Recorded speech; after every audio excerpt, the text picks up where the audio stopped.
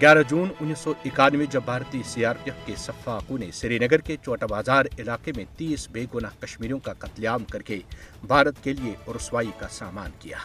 श्रीनगर के चोटा बाजार इलाके में होने वाला कत्लेआम मकबूजा जम्मू और कश्मीर के सबसे खूनी कत्लेआम में से एक है।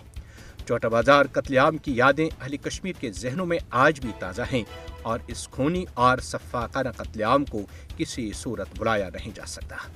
33 बरस गुजरने के बावजूद भी चोटा बाजार कत्लेआम के मुतासरीन हनूज इंसाफ के मुंतजर हैं।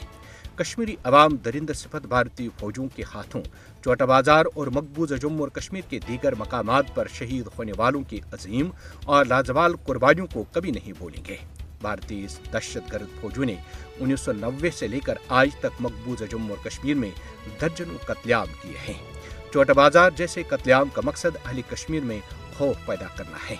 भारतीय वर्दी पोशों के हाथों कश्मीरी अवाम की खूंरेजी रोकने के लिए दुनिया को अब आगे आना चाहिए। आलमी बरादरी हिंदुत्व भारत के हाथों महकूम मगर जज्बे आज़ादी से सरशार कश्मीरी अवाम की नस्ल कुशी का नोट्स ले। दिलेर और जद्दोजहद आज़ादी में मसरूफ़ी अमल कश्मीरी अवाम तमाम तर मुश्किलात व मसाइब के बावजूद मकबूजा जम्मू और कश्मीर पर भारत के नाजायज़ कासिबाना और गैर अखलाकी कब्ज़े के खात्मे के लिए जद्दोजहद आज़ादी जारी रखने में पुरअज़्म है।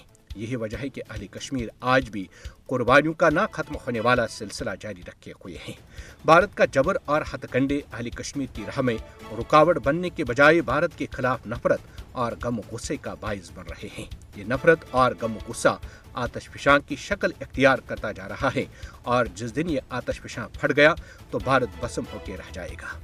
कश्मीरी अवाम की बेमिसाल कुर्बानियां कभी रायगान नहीं जाएंगी। इन कुर्बानियों का तकाजा है कि इनके साथ न सिर्फ वफा बल्कि इन्हें हर हाल में पाया तकमील तक पहुंचाया जाए। ये कुर्बानियां अहले कश्मीर पर फर्ज और कर्ज हैं और इन कुर्बानियों को भुलाया नहीं जा सकता जिन्होंने अपना आज कौम के कल पर कुर्बान किया। तारीख अहले कश्मीर की इन कुर्बानियों से सरफ नजर नहीं कर सकती। यही कुर्बानियां कश्मीरी अवाम का फख्र और असासा हैं।